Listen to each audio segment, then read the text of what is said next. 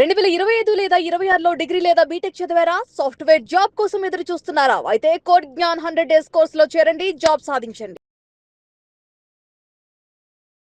నమస్కారం నంది రామేశ్వరరావు గారు. నమస్తే అమ్మా. సార్, జూలై 1వ తారీఖు నుంచి కొత్తగా వచ్చిన మార్పులు ఏంటి సార్? కొత్తగా మార్పులు అనేది చేర్పుల కోసం వస్తూనే ఉంటుంది. లైఫ్ లాంగ్ ఏదో ఒకటి గవర్నమెంట్ అమెండ్మెంట్స్ చేస్తూనే ఉంటుంది.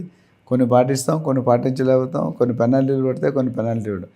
అయితే ఒక ముఖ్యమైన విషయం నేను చెప్పాలనుకుంది అంటే, గవర్నమెంట్ ఒక 20-30 ఇయర్స్ బ్యాక్కి ఇవాళకి చూసుకుంటే lot of improvements, lot of amendments, lot of facilities జరుగుతున్నాయి. అంటే ఒకప్పుడు ఇన్కమ్ ట్యాక్స్ ఫైలింగ్ అంటే పెద్ద గగనం, ఆధార్ కార్డు రావాలంటే పెద్ద గగనం.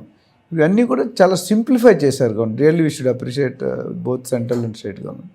సో ముఖ్యంగా ఫస్ట్ మనం మాట్లాడుకుంది ఐటీఆర్. సో మనకు డేట్ ఉంటుంది, July 31st ఫైలింగ్ డిఫరెంట్. ఇప్పుడు అంతకుముందు July 1st దాటినా కొద్ది లైట్గా తీసుకుని యాక్సెప్ట్ చేశారు. ఇప్పుడు ఏం చేశారంటే పెనాల్టీ పెట్టారు. ఎవరైనా July 31st స్టిపులేటెడ్, ఒక్కోదానికి ఇండివిజువల్కి వేరే ఉంది, కార్పొరేట్స్ వేరే ఉంది. ఆ డేట్ లోపు కనుక చెయ్యకపోతే ఒక్కొక్క అకౌంట్కి దాదాపు ₹1000 నుండి ₹5,000 దాకా పెనాల్టీ వేసే సూచనలు ఇచ్చారు. మీరు దాని బదులు లేట్ చేయకుండా అట్లనే మీకు వచ్చే బెనిఫిట్స్ కూడా కొద్ది ఇంపాక్ట్ అయ్యే అవకాశం ఉంది. అది ఐటీఆర్ అంటే అప్డేట్. రెండోది ఆధార్ కార్డ్. ఆధార్ కార్డులో అంతమంది ఛార్జెస్ ఉండి ఫ్రీ చేశారు. ఏంటంటే ఈమెయిల్, ఫోన్ నంబర్, మీ తాలూకా పర్టికులర్ డీటెయిల్స్ ఏవైతే ఉన్నాయో అది అప్డేట్, ఫోటో ఏదైనా అప్డేట్ అది చేసుకునేటప్పుడు మీకు ఫ్రీగా చేసి పెడుతున్నారు. అది కూడా ఒక లిమిటెడ్ డేట్. ఆ లిమిటెడ్ అది కూడా ఐ థింక్ July 31st అనుకుంటా. July 31st తర్వాత మేబీ ఛార్జీలు. ఇప్పుడైతే మీరు ముందే చేసుకుంటే మీరు అప్డేట్ అవుతారు. ఇప్పుడు బ్యాంకులో కేవైసీ అంటాం, అట్లా ఇక్కడ అప్డేట్. ఇప్పుడు ఆధార్లో కొంతమంది డూప్లికేషను, మాల్ ప్రాక్టీసెస్, ఓట్లు ఇవన్నీ జరుగుతున్నాయి. దాన్ని క్రమబద్ధీకరణ చేసి వాళ్ళు ఛాన్స్ ఇచ్చారు. అంటే ఇంకెవరైనా అప్డేట్ చేసుకోలేకపోతే, ఎస్పెషల్లీ కొన్ని సర్క్యులర్స్ ఈమెయిల్లో వస్తున్నాయి, కొన్ని వాట్సాప్లో వస్తున్నాయి.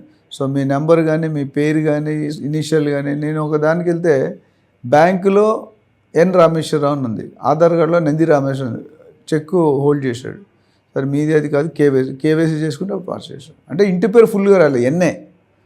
అట్లాగా చాలామంది పనులు ఆగిపోతున్నాయి. ఆధార్ కార్డు యాక్సెప్ట్ చేయట్లేదు. ఇప్పుడు అడ్రస్ ప్రూఫ్గా పెడతాం, డ్రైవింగ్ లైసెన్స్ ఒకటి, పాన్ కార్డులో ఒకటి, ఆధార్లో ఒకటి ఉంటే ఇట్స్ నాట్ వ్యాలిడ్. దానికి ఒక క్లోజింగ్ ఫ్యాక్టర్ అంటే మీరు ఇప్పటివరకు ఫ్రీగా అప్డేట్ చేసుకునే ఫెసిలిటీ ఇచ్చారు పబ్లిక్కి. Public can make use of it.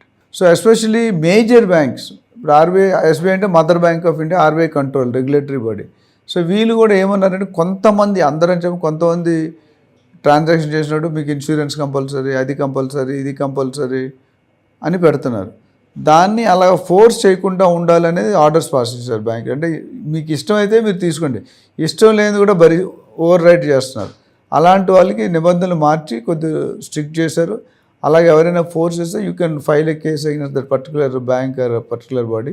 So అది కూడా మంచి, ఎందుకంటే మనకి అవసరం ఉంది, అవసరం లేదు. ఇప్పుడు మీరు గేటెడ్ కమ్యూనిటీ అంటే మనం వాడిపోయిన స్విమ్మింగ్ పూల్ డబ్బులు కట్టాలి, మనం ఎవరు వాడం. అట్లా ఆర్బీఐ కూడా government controlling factor. So controlling factor అనేది పెట్టి పబ్లిక్కి కొద్దిగా విసులుబాటు కలిగించారు. నీకు ఇష్టమైతే తీసుకో, కష్టమైతే మానే, ఎవరూ ఫోర్స్ చేయడానికి అర్హత లేదు. అట్లానే పాస్పోర్ట్కి నిబంధనలు ఏంటంటే మీరు టైం మీద చేసుకోకపోయినా, కరెక్ట్ అప్డేట్ చేసుకోకపోయినా అది కూడా మీకు ఇబ్బంది అవుతుంది అంట. ఎందుకు, చాలామంది పాస్పోర్ట్లు పోగొట్టుకుంటారు, ఎక్స్పైరీ అయిపోతే రెన్యూవల్ చేయరు. అందుకని దానికి గవర్నమెంట్ ఫెసిలిటీ అంటే ఛార్జీలు కూడా పెంచే అవకాశాలు ఉన్నాయని చెప్పారు. ఎంత ఛార్జీలు పెంచుతారు ఏంటంటే మనకు తెలియదు. As of now all Aadhaar card కానీ, పాన్ కార్డు కానీ, పాస్పోర్ట్ కానీ అన్నీ కూడా మ్యాచ్ అవ్వాలి ఒకదానికి. ఇప్పుడు అంతకుముందు ఒక దాంట్లో ఒకటి ఉంటే అయిపోయేది, ఇప్పుడు అలాగ అవ్వదు. సో ఎవరైతే రెన్యూవల్ చేయించుకుని టైంలో చేయించుకోండి, అప్లై చేసినట్టు నిజంగా ఒరిజినల్ సర్టిఫికేట్స్ ప్రూఫ్ ఉండాలి, అది పెట్టాలి. ఇప్పుడు ఏవైతే ఛార్జెస్ ఉన్నాయో ఫ్యూచర్లో పెరిగే ఉంది, అది ఎంత పెరుగుతుంది ఫ్యూచర్ నోటిఫికేషన్లో మనకు వస్తుంది. సో ఇంకొక మార్పు ఏంటంటే అమ్మా, జిఎస్టీ చాలా ఇంపార్టెంట్. చాలా రెవెన్యూ పెరుగుతుంది ఎవ్రీ ఇయర్ ఆన్ ఇయర్. ఇప్పుడు లేటెస్ట్ చూసుకుంటే కట్టన్న వాళ్ళు కూడా కడుతున్నారు, కొద్దిగా సింప్లిఫై చేశారు. ఒకవేళ సరిగ్గా ప్రాపర్గా విత్ ఇన్ టైం కట్టకపోతే వాళ్ళకి కూడా కొన్ని పెనాల్టీ క్లాసెస్ అప్లై అవుతాయి. సో దానివల్ల వాళ్ళకి వచ్చే బెనిఫిట్స్ కొన్ని రీక్లెయిమ్ ఉంటాయన్నమాట. ఇప్పుడు జిఎస్టీ మనం కట్టిన దగ్గర వేరే దగ్గర క్లెయిమ్ చేసుకోవచ్చు. అలా చెప్పినప్పుడు ఆ టైంలో కనుక కట్టకపోతే గవర్నమెంట్ నోటీస్ వచ్చిందంటే మీరు ఒకటి పెనాల్టీ కట్టాలి, రెండు మీరు దాని మీద వచ్చే అడ్వాంటేజ్ కోల్పోతారు. తర్వాత పాస్పోర్ట్ అనేది వెరీ ఇంపార్టెంట్. ప్రపంచంలో ఎక్కడికైనా ఉంది వ్యాలిడ్.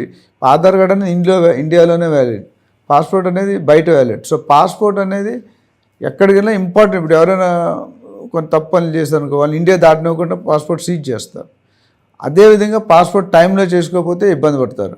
సో పాస్పోర్ట్ ఛార్జెస్ ఇప్పుడు ఏవైతే తత్కాల్ కానీ లేకపోతే ప్రీమియం కానీ అట్లా ఉన్నాయి, ప్రీమియం తత్కాల్ కానీ లేదా నార్మల్ నోడ్ కానీ లేదా ఎక్స్పైరీ, వాళ్ళకి ఛార్జీలు పెంచారు. ఎంత పెంచారని మనకు ఫ్యూచర్లో క్లారిటీ వస్తుంది. సో ఇవన్నీ కూడా Aadhaar card, passport, GST, pan card ఇవన్నీ కూడా అందరూ లేటెస్ట్గా ఈమెయిల్, ఫోన్ నెంబర్కి లింక్ చేసుకుంటే మీ ఫ్యూచర్లో బాగుంటుంది. అండ్ నేమ్ కరెక్షన్ కానీ ఎనీ 1 పాయింట్ అన్నిట్లో ఒకటి ఉంటే చాలా మంచిది. ప్రజలు ఇది గమనించి ఇప్పుడు టైం ఉంది, ఇప్పుడు పెనాల్టీస్ మీరు చేసుకుంటే మీ future life will be better. And KYC కూడా చేసుకోవడం మంచిది. Thank you sir, thank you so much.